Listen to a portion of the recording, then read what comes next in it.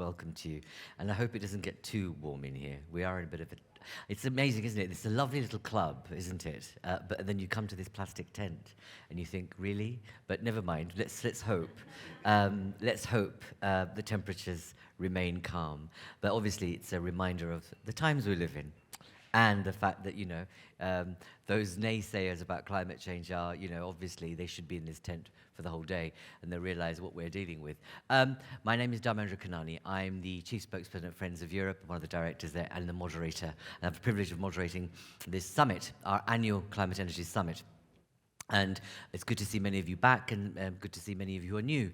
And we have a stonking cast list, I have to say to you. We've got like 17 folk drawn from all over the place in different sectors, different backgrounds, both from politics, advisors, top private sector, chair people and directors, etc., to give you, including the civil society, to give you a more rounded view of taking the pulse of the climate and energy, the energy crisis that we are currently living through. We are, I think, going to be basically in the time we have together. This summit is framed around three big topics: the energy sovereignty, innovation, and money, green money. What we want to talk about is those three things in the sessions that we have ahead of you, and to bring you perspectives from across, as I said, across different stakeholders, to give you a more rounded view of where we find ourselves. We all know that in the past 10 years or more, we've had more carbon emissions than ever in history, and at the same time, investment, or shall I say subsidies, government subsidies in fossil fuels has been the highest it's ever been. There's something wrong with that equation, isn't there? And we also know that we are living in times which are hugely unpredictable, and in the past 3 years alone, you know this better than I, there's no need to repeat it, but the onset of different crises has created a perfect storm, some people might say, or others might say the storm is yet to come. But let's see what our speakers have to say. We, as I said, we want to, in the first instance, discuss where we find ourselves in relation to the EU's grand plan. Many of you will know that the Fit for 55 package, when it was launched, caught the imagination, the attention of the world. I remember it seeing on the front page of The Economist thinking, gosh, has the EU woken up to its own self? And how has it managed to be so bold? And we've seen a range of other, a slew of initiatives that have been created in the past 6 months alone. And I was just speaking to colleagues that at the moment, inside government, it feels like you having to catch up with yourself. Things are moving at such a speed that it's unimaginable. And really, what was not possible, let alone 3 years ago, is happening within a matter of weeks as a result of the crisis we find ourselves in now, which is our security crisis, which is our Ukraine context. So I'm going to firstly start with Diederik Samson. Diederik is a well-known character. He has been supporting Frans Timmermans as his head of cabinet for many years now. And I suppose my question to you, Diederik, really is, can you convince us we're not off track? I think I can. I hope I can. Because I bet you we're not off track. We are actually over track with Fit for 55. Because since we produced the Green Deal, we experienced 2 geopolitical crises with an unprecedented size. And in normal circumstances, the first victim of a geopolitical crisis, or actually every political crisis, is an environmental policy. Because, in normal circumstances, you all know the drill. When there's a real urgency at hand, we don't have time for that green bees and trees kind of stuff. So we put it in the lowest drawer we can find. That's the usual order of play. This time is different. The 2 geopolitical crises that we've seen, COVID, Russia, Ukraine, have put the Green Deal first on steroids and then supercharged it. So the on steroids is obviously the 750 billion investment package called Next Generation EU, of which a lot of it will go to the investments needed to make the Green Deal happen. And the supercharging is obviously the REPowerEU, where we have a new parameter in our objectives. I mean, we don't want to be sustainable or net zero or whatever we want. We have a new parameter in the system which is called no Russia. And that changes the energy mix. The full story is it doesn't change the energy mix only for the better. Because if you look at what happens if you take Russia out of the equation, Russian gas mainly out of the equation, obviously you will also see a little more coal, 100 terawatt hours produced in 2030, which is about 2/3 of the energy consumption of a country like the Netherlands, and more nukes, 44 terawatt hours too. Good for the climate, by the way, but some sustainability issues there too. But on the other side of the equation, squeezing gas out of the system from two sides, coal and nukes from one side, and energy savings and renewable energy from the other side, you can see supercharging. 40% renewable energy target in Fit for 55 becomes 45. And the difference is 5%, which is 2,000 square kilometers of solar panels on top of what we already had envisaged. And the energy saving part becomes from 9 to 13%, which in normal numbers is the energy consumption of a country like Austria. So we are going to save an extra amount of energy, the size of Austria. That's on top of what we already did. So you bet we have to be on track. We have to be over track in order to meet our new objectives. And the world changed, our objective changed, and therefore our policy need to change. And that's what is in REPowerEU. Actually, Fit for 55 is the basics. I sometimes compare it with a building. So the first 10 stories are Fit for 55, and then the 11th floor is REPowerEU. And I use that metaphor because I sometimes happen to notice that there's a lot of enthusiasm about REPowerEU, getting rid of Russia. Very popular, especially in the eastern part of Europe, for good reasons, by the way. And less enthusiasm about Fit for 55. So when I was talking to the Czechs, for instance, for a long time, I tried to convince them that if they would not comply with Fit for 55, the climate would change. Well, that's a nice argument, but not very convincing. Now, the conversation changed. If you have to comply with Fit for 55 and REPowerEU, otherwise you have to call Putin and ask him for his gas for the next 2 decades. In Czechia, that's a pretty convincing argument, and it should be in the rest of Europe too. So yes, we are on track, at least policy-wise. I was going to say, you're talking a good game there. That's in policy terms are on track. And I now throw that policy into the room because here's all kinds of people who have to make the policy a reality. And that's obviously going to be our ball game for the next 2 or 3 decades, and we're going to have a lot of fun making it happen. Thank you.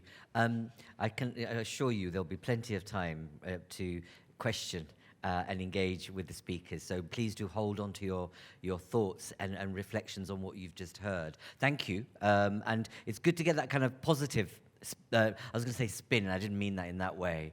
That positive message about the ambition. But it does occur to me sometimes, you know, the constant phraseology. I remember having an interview with Margaret Vestager, and this is kind of, it seems a commission thing. She goes, only we could call, privacy and data management GDPR. And one thinks, why can't you just call it the Green Deal instead of all these different names? But hey, that's just me. It's constantly different, and the typology constantly changes. Thank you. I'm going to now move to having a private sector perspective. I'm really pleased that we have got with us Jean-Pierre Clamadieu, the chairman of the board of directors of ENGIE, with us. Good morning. Hello. Hello. I'm not sure whether you can see. Well? Hi. I'm not sure whether you can see. You're beamed on this massive panel onto this audience, who are looking up at you for your pearls of wisdom. Jean-Pierre, thank you for joining us. You have a very strong European company. I'm wondering, you've heard what Diederik has just said. What's your perspective on REPowerEU? Does it provide a convincing answer to the challenge we find ourselves in at the moment? In fact, I think I will continue with a bit of a positive spin because, yes, I agree that we see REPowerEU helping us achieve the goals that were set in the Fit for 55, and hopefully we can make a bit of positive out of this very dire situation. So just to put things in perspective, so ENGIE is a large European utilities with strong positions in France, in Belgium, and in a number of other European countries. We have taken an objective to be carbon neutral in 2045, mostly through very large investments in renewable. And for us, Fit for 55 is a very important element of context, which makes our own objective achievable. With the war in Ukraine, we are facing new challenges regarding EU energy independence, which, by the way, has always been an issue. Europe suffers from difficult access to energy. I think that the REPowerEU package... Recording in progress. Sorry. We're doing this deliberately just to keep you alive and, you know, really awake. I do apologize. Absolutely. Sorry, sir, carry on. No, I was saying that the REPowerEU package contains a lot of good measures, but the challenge, good ideas, I should say, but the challenge is to make them happen. And for that, we need collaboration between Commission, Member States, and private sector. If I go very quickly around the most important element of REPowerEU, developing renewable and making this development faster is a no-brainer. In France, it takes about 10 years to get an offshore wind farm permitted. That's not acceptable. We need to move much. We need to move much faster. And what the Commission is saying in this communication is absolutely true. And setting an increased objective regarding renewable from 40 to 45%, I think this is going in the right direction. Balanced energy mix, it's also something which is very important. REPowerEU focuses on hydrogen and biomethane. By the way, hydrogen, probably very challenging goals, and when we want to have 75% of hydrogen used in industry being green hydrogen, not easy to achieve, but we like challenging objectives. On biomethane, a bit of a disappointment that the target, the 35 billion cubic meters of biomethane by 2030 is not included in the renewable directive. I think it would give much more weight to this. Regarding investment, very good also the idea that we would redirect some of the tools which are available both at the EU and at member state direction, at member state level, in the direction of a faster energy transition. Private sector has a key role to play, and there we need to be a bit careful. We've seen in a number of member states measures taken to protect the customers facing high prices of energy, but also looking for ways to finance this package. In some cases, thinking of special taxation of energy company. We need to be very careful that, one, we don't create a very fragmented European landscape, because these measures are very different from one country to the other. And second, that we don't discourage or take resources out of the companies which needs to make the investment that we need to do. And maybe a last comment where I would disagree a little bit with the first speaker, it's regarding the role of gas. We completely agree that we need to diversify our access to gas, and I can tell you that at companies like ENGIE, we are scrambling these days to discuss with the US, with Norway, with a number of other countries to make sure that we can diversify our access to gas. But at the same time, setting an objective which could reduce significantly the role of gas in the energy transition at the expense of an increased use of coal is not the right way to go. And there, I think there needs to be a little bit of clarity given regarding the objectives that we want to achieve. So overall, a lot of good things in this communication, but we need to turn them into reality. And for that, Commission, Member States, and private sectors needs to work in the same direction and very effectively. Jean-Pierre, thank you so much for that. I'm really taken by that comment about permitting, because I've heard that across the piece. And there's a kind of what we call in the UK NIMBYism, not in my backyard when it comes to wind in particular. And the nonsense that it takes 10 years or more or 5 years for getting a permit is just nonsensical in the times we find ourselves in. And Diedrich, I will bring you back to the point that Jean-Pierre made regarding gas, because that is a very, if I can say, live subject, as you know. I'm going to take another private sector perspective here. We have Simone with us, another large energy group. Simone, from your perspective, I'm not thinking about glass half empty or full. It's just a case of what's missing in the current approach from the EU in terms of short to medium term approach in the current crisis, especially around market design, and how do you kind of improve things for the kind of access and competition and opportunity you're looking for as a business? Many thanks. Good morning, everyone. Yeah, just before going to what is missing, let me highlight again for a while what is in, because I think it's very important, and what Ludovic was saying for me is the key point.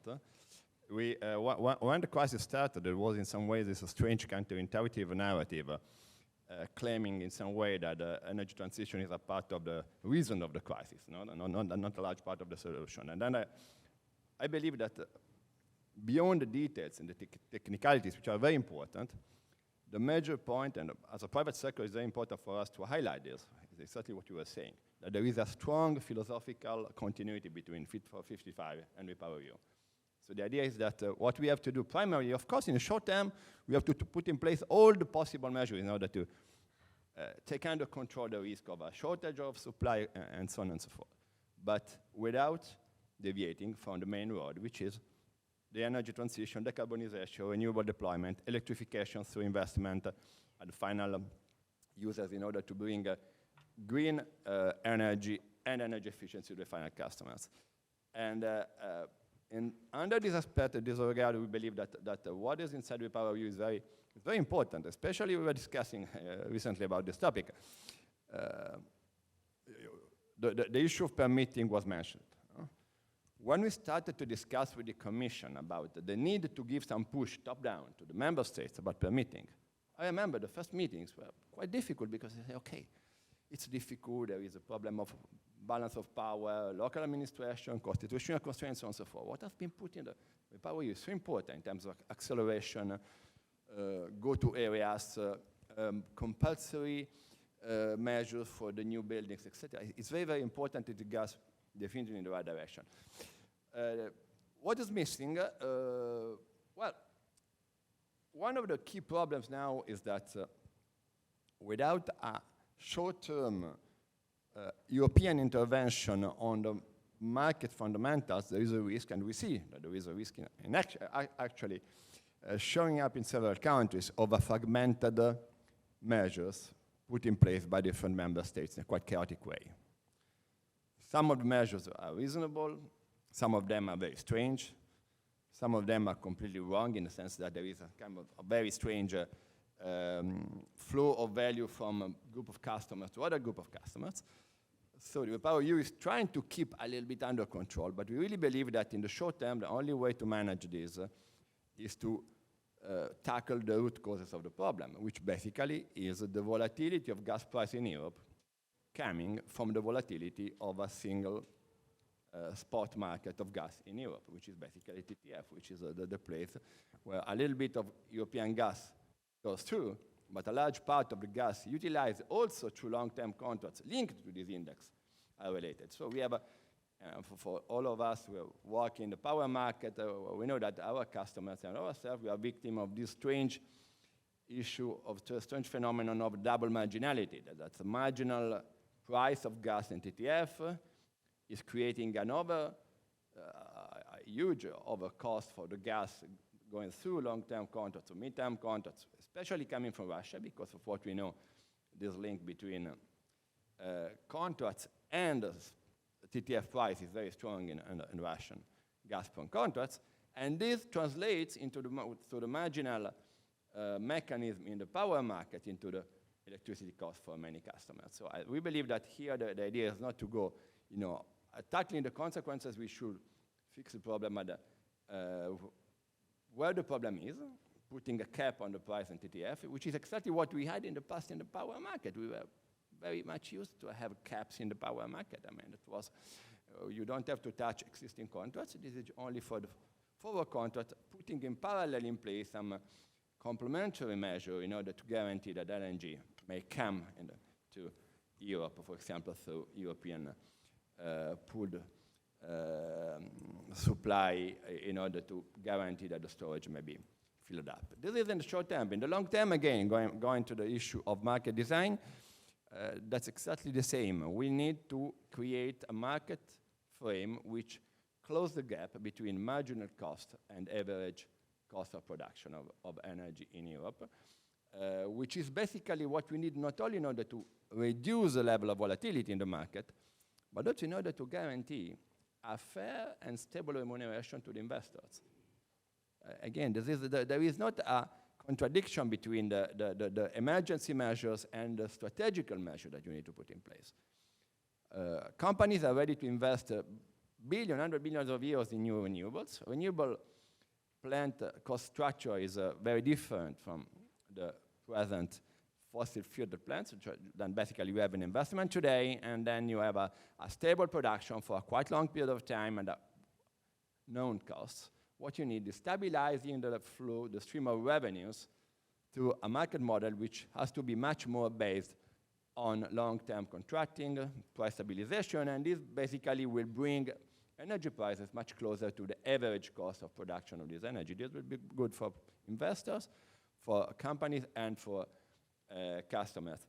If we don't do that in a quite short period of time, the risk is to have many domestic fermentant measures, which is exactly what we are seeing now, because trying to keep the spot market as it is, for example, in the power sector, will bring to the consequence of having many specific measures in order to guarantee that you have the needed amount of renewable, the needed amount of balancing energy, the needed amount of flexibility, the needed capacity, the needed storage, for example. Then it will be a domestic-based fragmented market which will go completely out of control. So what we are aiming for now is we believe the priority is to put in place a few very simple, centralized European measures in order to tackle the short-term volatility and the long-term strategical challenge of enabling investments.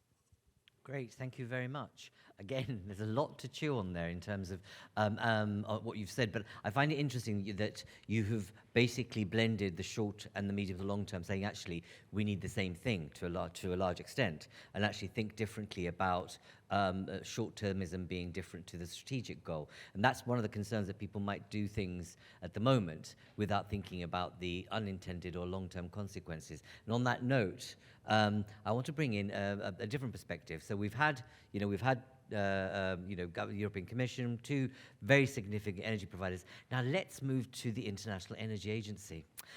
We have the Chief Energy Modeler with us, a really good friend of the house, someone that has spoken wisely and actually said for a long time that we might find ourselves in some of these situations. And actually her and Fatih Birol, our member on many occasions, have been warning on platforms like this that come off the Russia gravy train. Try and think differently about energy mix. Think about, consumption differently. Laura, it's a really pleasure to have you with us. Tell us, you must feel a sense of, it's not, schadenfreude there, but a sense of, my goodness, are we now, like I said to Diederik, do you feel that we're completely off track now? Is the current situation really taking us off the goal, especially when you and others have been telling people around this room what they should do to prevent the crisis we're in? Over to you, Laura.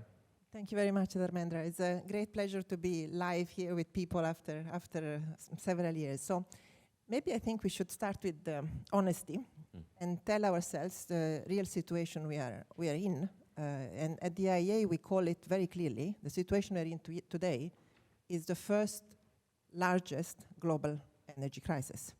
So if you go back to the 70s, we experienced very high oil prices. But today, we are not only experiencing very high oil prices, we are also experiencing very high natural gas prices, very high coal prices, and therefore very high electricity prices. This is felt in all our pockets today. It's going through the economy through very high inflation. I'm sure that our colleagues from the IMF will tell us that this is actually denting on economic growth, on expenditures, and really having real worry for inflationary pressures and beyond, to be quite frank. So this is the crisis we are in today. So we should tell ourselves, we should tell consumers, this is the reality. Have we seen the worst yet? From our point of view, no. So you may or may not know that the oil demand peak globally comes in summer, because we hopefully all we take planes to go to some nice holiday destination for the first time after many years. US drivers take their car in summer, so we will see an increase in oil demand coming soon. Is supplies coming to the market? Not necessarily. And for Europe, you all know that the peak for gas demand will come this summer. I think that the European Commission has done extraordinary job there, put very good amount of money on the table from our perspective. In fact, the government money that is being put on the table may actually be on track for the next couple of years of what is needed to reach net zero. Okay. But now I come to 3 points. You don't have one solution here. You need a combination of things. We shouldn't be naive and think that one thing will fix it all. We have heard, for example, investment in new LNG terminals needed, but be careful because we may want to have those already ready for green hydrogen. We need to be very careful that large new oil and gas investments will be completely incompatible with 1.5. We have heard renewables investment, absolutely needed. What I feel is missing is a real acceleration on the efficiency and demand side. So this is a clear key pillar in all this, but when you look on the ground, things are not moving as fast. I just give my very personal example. I am a consumer that is aware of energy issues because I work on energy. So the first thing I did when the Russian crisis came, I went to my energy provider and see whether I could change my gas boilers for a heat pump. My provider doesn't allow that. It just sells me a more efficient gas boiler. I think that's a problem. If I go and try to actually do renovation of my building and put thermostat, I don't know where to go. I have to actually call 3 different providers. So we actually need to put our act together for consumers, because without the consumers, we will not do this. This is actually the area of the energy expenditures where we are completely off track. And we need to we need to acknowledge that, and we need to tell consumers. Consumers are not, we are all adult, and we should treat consumers ourselves as adult in the room. So we should tell them, we will need your help, our own help, through this winter. We will need to tell them now, actually, put a bit your thermostat down. The Commission is doing that. Member states should be doing that. We should also encourage to do much more on the oil market side as well. Put your sneakers on and walk more. Encourage countries to say more telework. We should continue with telework. With telework takes off the market thousands of barrels a day on a market that is already very tight. So my plea here would be, certainly from our perspective, the energy crisis we are seeing today, the climate crisis we are seeing today, they are solvable with the same solutions. It's obvious, and it's a must to do it today. However, there are also things that are in the right direction, but more could be done certainly on the demand side and on the consumer side. Laura, as ever, clear, fresh and bold, and much appreciated. And you're right. When you think about you negotiating a new heat pump, imagine the majority, I'd say the majority of the poorer communities in our areas with very poor local infrastructure trying to sort it out. No way. And then we say the things that we do to make things better, but we need to really get a grip on that particular scenario. Now I'm going to move to a kind of a rather different perspective in terms of international perspective, to a certain extent, in terms of thinking about what are the implications of what we're doing now at the moment, both in terms of EU policy and relations with our partners, to what it might do to emerging economies and other partners. So I'm really pleased that we have the German Agency for International Development with us here. Sasha, in terms of what you see as the impact, your work, you work in multiple regions, as GIZ. What do you think, what is the impact this current crisis and the approach in policy is having in emerging and developing economies?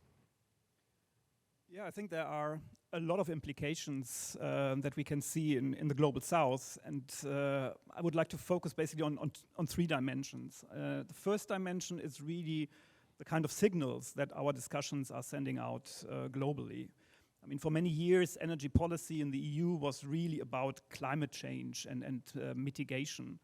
And now the focus has dramatically changed, and energy security really has come to the front. And I think we have to be very careful that this combination of climate change mitigation and energy security is really seen as a package that delivers, and that there is not a conflict between the two, and that there might be some short-term compromises that we have to make, but that we are on track towards an energy transition, and this is still the main focus. And I think this signal needs to be a very strong one. The second dimension, I think, are the direct impacts that we see in developing countries in terms of prices. Obviously, the energy prices going up, supply constraints being a big challenge for many developing countries. And contrary to what we have, where we can find countermeasures or where we can somehow alleviate the negative social impacts, many countries in the global south do not have these capacities. They don't have the strong institutions, they don't have the strong budgets to do that. So that's something we have to keep in mind in our cooperation with developing countries. But it also has an impact how we react to this crisis. I think accelerating the energy transition is really crucially needed, but we need to keep in mind that this will put additional demand on the industry. There needs to be a lot of investment in renewables. Now, if we speed up this investment and we see constraints on the supply side, prices are likely to go up for solar panels, for wind turbines, for batteries. And this might have negative implications for the energy transitions in developing countries and emerging markets as well. And I think that's also something to be kept in mind, that we need to think about the global implications of our action here. And the third dimension I just want to touch on briefly is that we are trying to source energy also from the global south. Natural gas is one example, hopefully just a temporary issue. But there is also green hydrogen, which is a big topic and quite ambitious import targets. But we need to really make sure that these imports are not having negative impacts on the energy transitions of those countries in the global south. So, for example, if South Africa wants to become a big exporter of green hydrogen, it has to be made sure that this is not slowing down their own energy transition, because they need a lot of renewables in the country for their own domestic energy supply to move away from coal. And this is something that really needs to be managed in a very careful and thoughtful way. So maybe in a nutshell, there are a lot of challenges. I just mentioned 3 dimensions, but I think we need to face them. It's not making our life with the global energy transition any easier, but I think we're all used to it, that this is quite a difficult task anyway. Sure, Shasta, thank you for that. But I suppose, and let's come back into the conversation in a moment after I've taken Mechtild. But what are the policy choices the Commission should be making then as a result? Or what should some of the international bodies, such as the IMF, or let's say the World Bank and others, be doing about this in terms of the policy directions they're setting? Because everything you've said we've known about the South, but we need to kind of wake up to the reality that the South doesn't have to be a diminutive partner. Actually, Africa has a huge opportunity for us in terms of renewables, in terms of energy. It could be a very different kind of relationship into the future. But let's come back to that in a moment. But thank you for your commentary, and we'll come back to the conversation also. I'm now going to take a question from citizens. So we have a Debating Europe platform, where over 6 million citizens engage with us on a weekly basis on matters that matter to them in terms of EU policy. So we've been engaging citizens in relation to this discussion. And we have a question. Mechtild, I'm going to ask you to answer this question from the citizen. It's from Marie. I'm just going to show it to you now. My name is Marie, and my question would be, how concretely can the EU ensure a solidarity answer in the context of the current energy crisis? Thank you. Solidarity, over to you. So thank you very much. And I think solidarity, thank you for the question, is one of the key words of what we are right now doing, in fact. Since the crisis started 24th of February with the invasion, I mean, it started before with the high energy prices, but it got accelerated with the Russian invasion to Ukraine. We had a lot of short-term measures, of solidarity measures between the member states. And I take a few examples. First of all, we know, as it was mentioned, one of the root causes of the high gas prices already starting nearly a year ago was supply and demand. And there were not enough gas in the storages, for example. And it was significantly lower for geopolitical reasons, among others, and price reasons, like the winters before.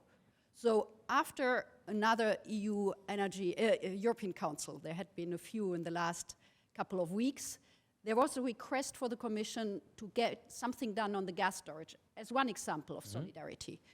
And the Commission in 10 days put up a proposal, a legal proposal, that every member state need to make sure the gas storages are filled by the 1st of November this year by 80%, and in the coming years by 90%. 20 member states have gas storages, 7 didn't have some had huge ones over their own consumption, some others had very tiny one. Within 2 months, in Council and European Parliament, we adopted a proposal on the filling obligation for gas storage. There was a burden sharing proposal in the member states between those who have storage and those who have not, so an obligation to help those to fill or pay for the filling in the neighboring countries. And we had the Parliament behind it in a fast-track procedure. So now, and as a signal, first of all, this proposal went through in 2 months, and in my career, I haven't seen anything going through the interinstitutional procedure in 2 months, with a lot of solidarity and burden sharing from the member states, agreement on the member state side, and the support from the Parliament. And as a result, we have now, since 2 days, 50% gas storage filling, which is above the previous years and excluded last year, which was a difficult one. So we are in a solidarity preparing for this winter. There are a couple of short-term measures, and filling of the gas storage is one. There is another one which we set up right now recently. It's a task force on voluntary gas purchasing as a short-term measure, or short and medium term, let me put it, in line, fully in line with the European Green Deal and Fit for 55. We should remind us all about that. So we have a task force now in DG Energy who's trying to look to pool demand, see where the bottlenecks, and have targeted measures and actions to really react in terms of solidarity jointly with the member states, those on a voluntary basis, to look where we can purchase gas from third countries to get rid of Russian gas as a temporary measure, as it's a task force which has been just set up for a limited time. So these are solidarity measures for the next winter, to get rid of the Russian gas, to be prepared if there's no Russian gas tomorrow. And there is a lot what we are doing. Another example of solidarity is that we have, with the member states, practically weekly meeting now on oil coordination, electricity coordination, and also on gas. So instead of meeting 2 times a year, they are meeting mainly online, or only online, basically, to exchange best practice, to know what we are doing, and to help each other to see, for example, again, preparedness, what would happen if there's no gas for industry and protected consumer. And we have the SOS, Security of Supply Regulation. So solidarity in that crisis situation, I'm quite confident that member states are ready to work together.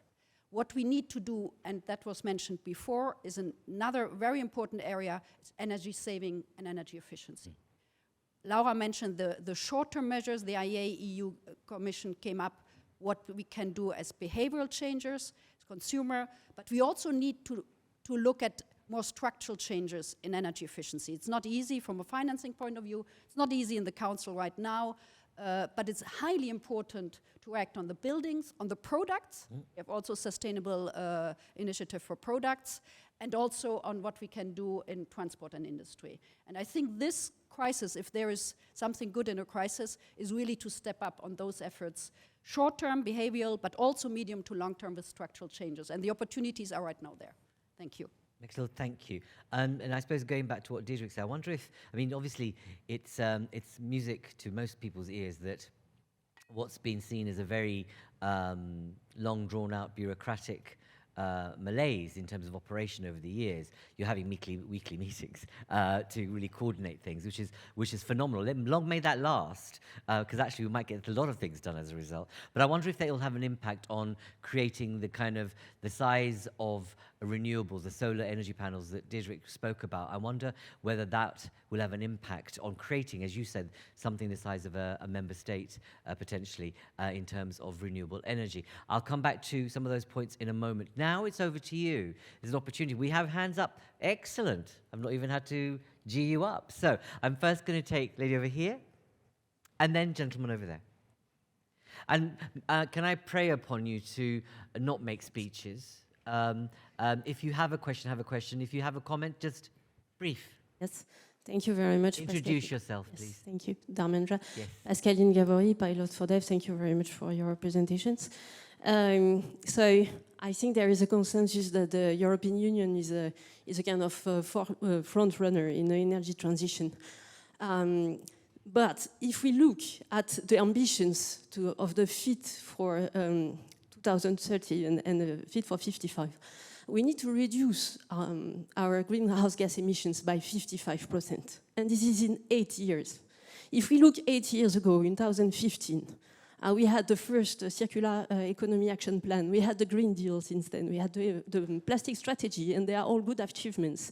But if we look at the trajectory of the greenhouse gas emissions, they still continue, let's say, more or less rising. So, I mean, can we really make it? I mean, we needed a war in Ukraine to stop the Nord Stream 2 investment, which was also criticized for its environmental impacts. So my question is really, are we really convinced that we can make it, and is it feasible? Thank you. Thank you very much. I'll come back to yourselves. Please do introduce yourself. Good morning, everyone. My name is Patrick Clarence. I'm Secretary General of EASE, the European Association for Storage of Energy. And I want to congratulate the Commission and the Member States and the Parliament, obviously, to come up with such a daring package. Going with renewables from 40 to 45 in some years is a huge challenge. It sounds little, but it's a huge challenge. Curtailment of renewables is exponential. If you add 10% of renewables, you have probably 20% of curtailment. So it's exponential. In all this paper, I heard a lot about hydrogen, which is needed to decarbonize industry, and that's also in the target. And it's very important. So energy storage through hydrogen generation is very important. But I didn't read anything about shifting big amounts of energy to the moments of use. If you curtail the renewables, you need gas peaking plants to replace them. If you don't want gas peaking plants, you need to store these renewables. But we didn't talk about is how do we want to balance, to use the indigenous energy sources we have without curtailing them. And my question, so therefore, to the panel is, what will we use to reduce this curtailment? How will we make it happen, knowing that the permitting for grid interconnections, it's 10, 15 years? Look at Germany or other member states. Thank you very much. I'm going to do the counterintuitive thing, and rather than go to the Commission, I want to ask our private sector colleagues here to have a go at the question about, given what we've heard from Valerie, is that can we make it? So Jean-Pierre, I want to go to you first. Is that in the sense that what you've just heard from the first contributor, that, you know, if we were to look 8 years ago or even 15 years ago, we wouldn't, you know, couldn't imagine making it. And now we've got even tougher, let's say, targets. From your as a business, do you think we can make it? Jean-Pierre, first to you. We have taken at ENGIE our own goal, which is to be carbon neutral in 2045. And yes, we are convinced that we can make it. And I think that the 55% reduction versus 2018, if my memory is correct, I think this is achievable. It's a big challenge, but it's achievable. And when you look at the amount of investment that the private sector is ready to do in Europe on renewable, I think it gives a sense that we are aligning efforts. Now we need to speed up project. And for me, that's really key. We need to speed up investment. We need to make sure that permitting process are faster.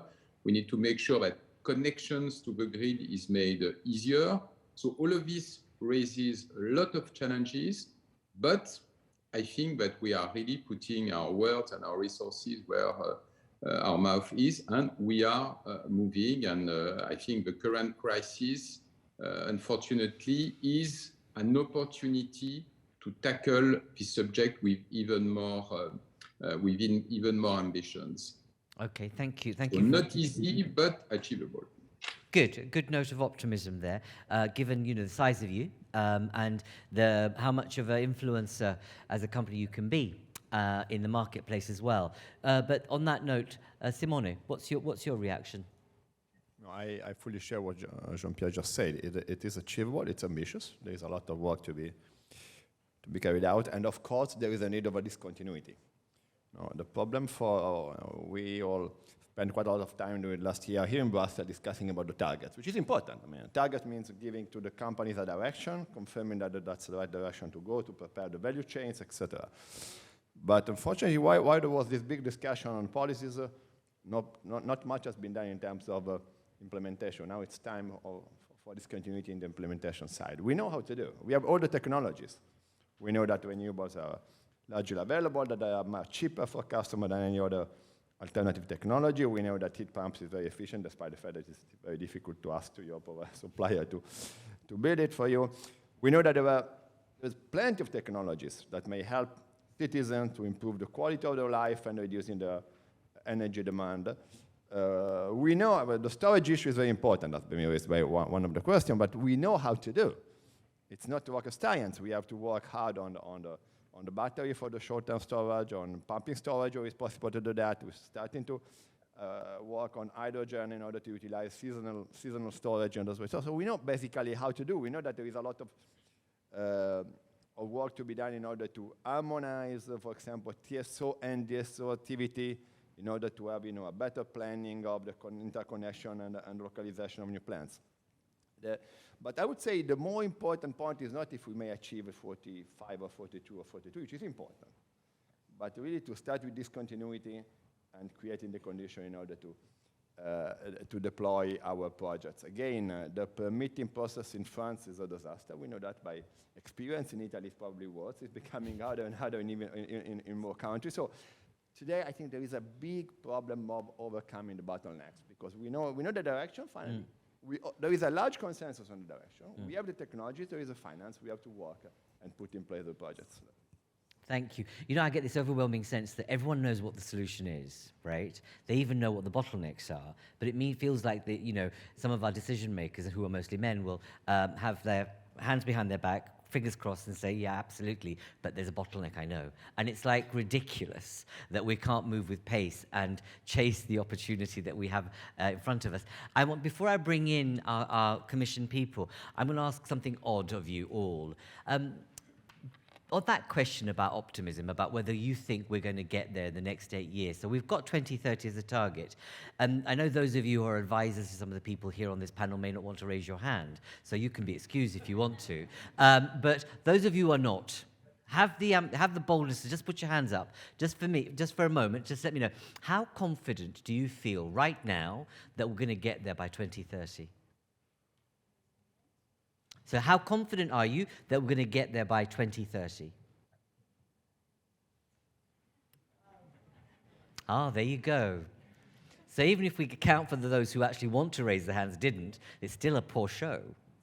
Still a poor show. So on that, sorry, that wasn't gimmickry at all. I just wanted to understand where people felt they are in terms of levels of confidence that we have bold targets, but are we confident we're going to get there? So, Deirdre, back over to you, because there's been a number of questions that have been raised. Obviously, we've had the two from the floor, but also that earlier point that Jean-Pierre made about gas and the signal that's been given. So can I hand it over to you to wrap up some of those questions in one?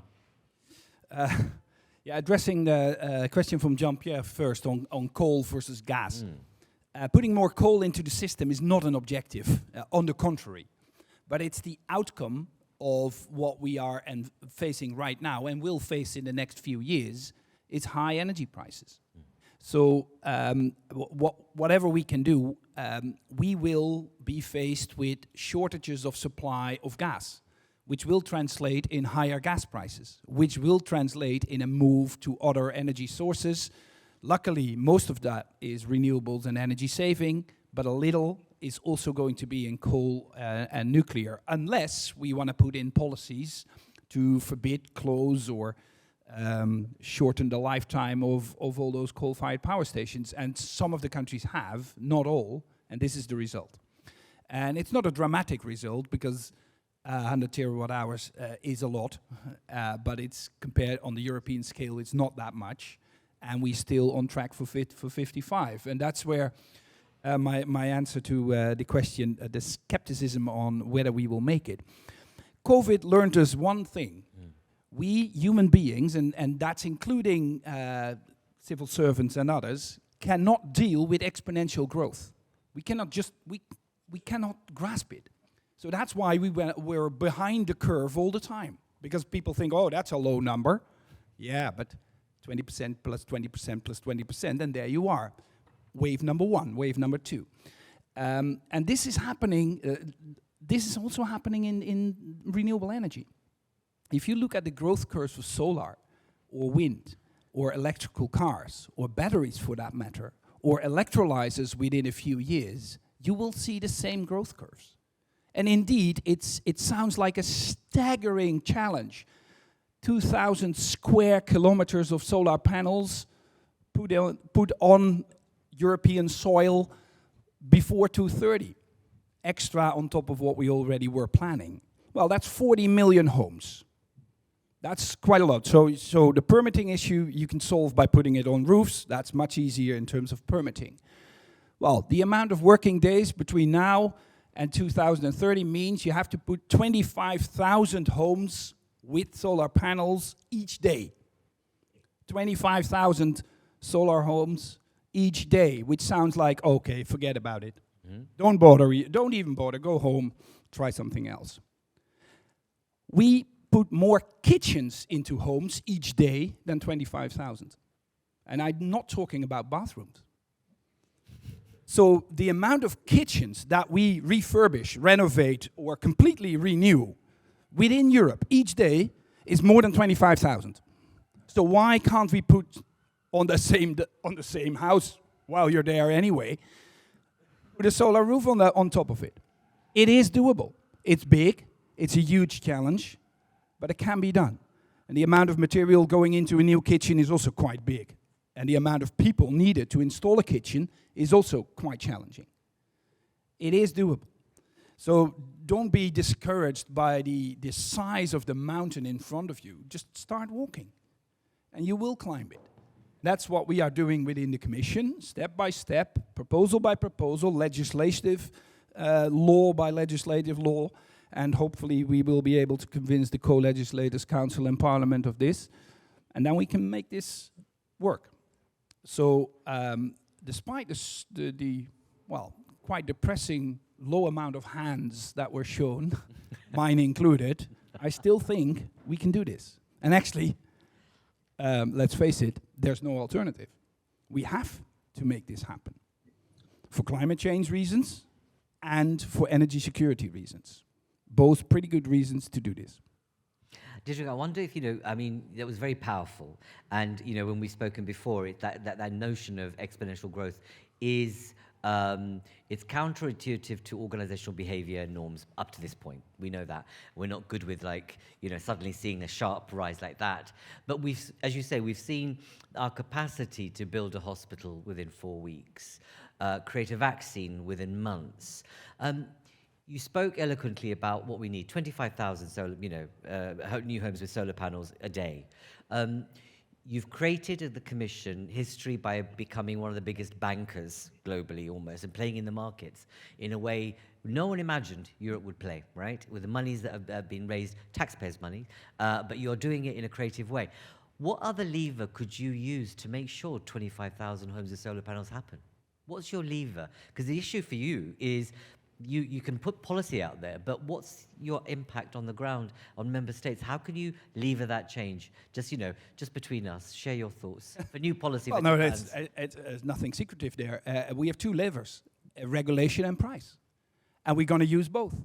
So indeed, we have proposed to put the ETS, the emission trading system, over the buildings, over the building sector, so that also within the built environment there is a price incentive to start decarbonizing as rapidly as possible. And the advantage of a market-based mechanism is that the change will happen there where cost effectiveness is the biggest. We've seen that in the ETS1, in the traditional ETS, and we hope to see the same in the new ETS. But on top of that, because we know price mechanisms alone will not do the trick, especially because the price of electricity for households and electricity use is quite well, you can have a whole symposium on that. So we have also regulation. And we can regulate the hell out of the built environment. And to be honest, we are. The Energy Performance for Buildings Directive was on our table for years. Mm-hmm. We've looked at it and we didn't have the guts, the audacity to put real measures in there. They were all recommendations and nice to have things and guidance and all the words that we are so good at when we do not really dare to move forward. And now we are putting proposals in place that just say, as of a certain year, 2026, an energy building with a label F or G will not be there. Can't be. Retrofit it or leave it. And then we move on to D, to C, to B, until every house, every building in Europe has a label A, and including solar panels, because that, with the complicated calculative structure of the energy label, but still, if you put panels on your roof, your label goes up. So that's what we are going to put forward now. And that was impossible only a year ago. Internally, people would look at you and say, well, they would roll their eyes, they would hand you the human rights charter, because there is something with human rights if you try to regulate someone's home, but still, and we forgot about it. That's a year ago. So what was impossible a year ago is a law tomorrow. That's the time, that's the pace of change that we are living in right now. And that's especially unusual for people that have to work with sustainability. I do that all my adult life, and I've become very used to setbacks, delays, disappointments. I mean, those solar panels were always more expensive than you thought, and environmental friendly glue did not glue actually, and the paint did not really work. And it was always a disappointment. It was smaller than you wanted, took more time than you wanted, and was more expensive than you wanted. And now it's completely different. We can't imagine the pace of change that we are in. And just one more example. 2 years ago, I was talking to the steel industry about hydrogen steel, or 3 years ago maybe. And indeed, they were rolling their eyes and handed me the basic book of chemistry to show that hydrogen steel was not a possibility. And now, it's the way to go. For every, maybe with the exception of one, for every steel company, and those are not small companies, for every steel company in Europe, it's the way to go. And that happened in only 3 years' time. And that's an incredible change that we live in. It's our job to guide that, because the biggest challenge, and it was addressed in the question from the internet, the social challenge is obviously by far the biggest. But as I said, that's a whole new symposium. Thank you very much. Maxwell, can I ask you to just comment from your perspective, anything you want to add? Most of it was said right now. Okay. Just maybe on the permitting, because it's one concrete example where the Commission now, apart from the guidance and recommendation, where there's a lot of best practice. I mean, France was mentioning 10 years for an offshore wind farm in France, but there are examples where you can do it in Europe within 4 years. So there is the blame often on the EU environmental laws and so on, but there's a lot national member states are adding on as the ever, permitting. yes. So we have a lot of best practice, but in addition to that, we are introducing overriding public interest for renewables in our proposal from REPower, and everywhere in Europe, And in addition to that, member states should define go-to areas, particularly suitable for either wind, solar, or a mixture of both, and there go ahead with a single environmental assessment, and then go even further. So that is a concrete means where we have a legal proposal, and member states are ready. French presidency is taking it up right now in RED 2. So I think there are concrete examples where we can indeed accelerate. There are many which we haven't seen in the past, so there is an excellent opportunity right now to do all that. Thank you. Great, thank you. I've run out of time, but I'm going to extend into your tea break because you've got half an hour of an opportunity to network with each other. But I'm going to steal 3 or 4 minutes of that time, just so that we can get commentary from the rest of our panel. Because I want to kind of conclude on the social question, actually.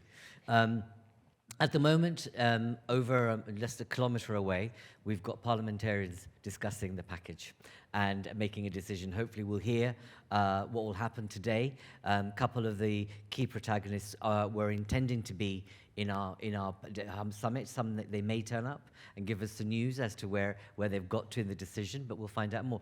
But that's about the kind of ambition that people want, politicians want. And the argument is about whether you ameliorate or you downsize your ambition or you go for the full package. The question, I think, that in all our minds is what you said, Laura, in the sense that it's going to get worse in terms of the impact on people's lives in terms of money and wherewithal. And I just wanted to ask our private sector colleagues, and then I'll move to you, Laura, and then final comment from you, Sasha, is that what do you say to politicians, what are you going to say to communities out there who are, let's say, when you think of the average income of couples or single people in Europe, at the moment, 50% of that is being eaten up by both food and fuel. We know that as a fact. And that's probably going to get worse. So just comments, any reflections from you, Jean-Pierre and Simone, before I turn to the remaining panel members on that issue. What are we going to do? What's your view? No, we are an energy seller in some countries, so we are talking with these people on an everyday basis. So we need, what I'm saying to government is that we need very simple processes to be able to help people going through the energy transition. And today it's true that there are a lot of complex approaches regarding energy saving, regarding the change in the type of energy that people are using. We need to make things which are extremely simple and which can help us, which can allow us, to help some of our most vulnerable customers. And second message is that in the current context with high energy inflation prices, governments have put in place various ways to protect customers. I think it's very important that they focus these types of protection to the most vulnerable. We've seen in some countries a tendency to do it across the board. It's extremely costly and probably not as effective as it should be. Okay, thank you. Simone? Yeah, I fully agree. Selectivity in the protection measures, because you have to focus the resources which are limited to the people who really need to be protected. Second, measures aimed at overcoming the barriers. For example, we mentioned several times the energy efficiency, refurbishment of buildings. We know, there are mechanisms, tax release mechanism, for example, that works, and we believe that resources may be addressed in this specific measure also in order to enable people to be active part of the transition. And the third concept, of course, is what has been in some way broadly defined a just transition. We need to help people, workers who are part of sectors that will be penalized by the transition, which is matter of fact. We know how to do. We have a quite strong experience. As Enel, for example, we shut down more than 20 power plants, old power plants in Italy. Okay. Without any of our colleagues losing their job. We put in place a very broad and deep process of upskilling, reskilling, etc. And of course, this has to become an European model for the players which are engaged in this process. But again, that's a priority. You know, there is the way to Okay. to accelerate it, to bring it to the end the process without a full engagement of our society. But again, we know more or less what has to be done. The Sure. important point is to focus the resources and the measures in the most critical areas. Thank you. I've run out of time, I'm afraid. But Laura, and my apologies, Sasha. If I give you 60 seconds from the International Energy Agency. Yeah, I would like Conclude. so two points on the question on can we make it. In the 70s, high oil prices happened two things. We started selling cars that were 3 after the oil crisis, twice as efficient than 3 years before. We were using 20 liters to do 100 kilometers. 3 years later, we were selling cars that were using 10 liters, 100 kilometers. Regulation mattered a lot. At the same time, in Europe, over a decade, it was the decade where we actually stopped using oil for power generation. So certainly, we need to use this crisis, as the REPowerEU is really clearly giving the scene setter, to move ahead and have the disruption that Simone mentioned. I want to give one other number before closing here, because I think it's important. There are a lot of energy companies that are making a lot of money nowadays. I think we should recognize this. I want to give the number for oil and gas companies. Our estimate is that for 2022, the profit that oil and gas companies, over profit that they will make this year, will be enough to invest over this decade to 2030 the amount of clean fuel that would be needed to be fully on track to net zero. So I would like to encourage all of those companies to actually start reinvesting where we need to go. Thank you, Laura. So, thank you very much. And there's something, you know, there is that talk everywhere about windfall taxes. Are there ways of being able to generate that profit and direct it in the right way? Colleagues, I'm so conscious of your well-being, because you're obviously in this pressure cooker and you want to get out of here. I hope you found that interesting, stimulating, engaging. We had some very powerful commentary. I hope you agree. And you know, whilst we didn't actually solve the question of energy sovereignty, I think we looked at it from various perspectives in terms of what needs to be done. And as ever, as we said before, we know what needs to be done. And let's hope that people over there in the other house can come to some sort of decision, let's say as politicians, to move us in the right direction. But ultimately, it will be the Council and Member States that make the difference in those decisions. Thank you all. Thank you all very much. And you have a 15-minute break for coffee. And back here at 11, we'll usher you back in for our session on innovation. Thank you.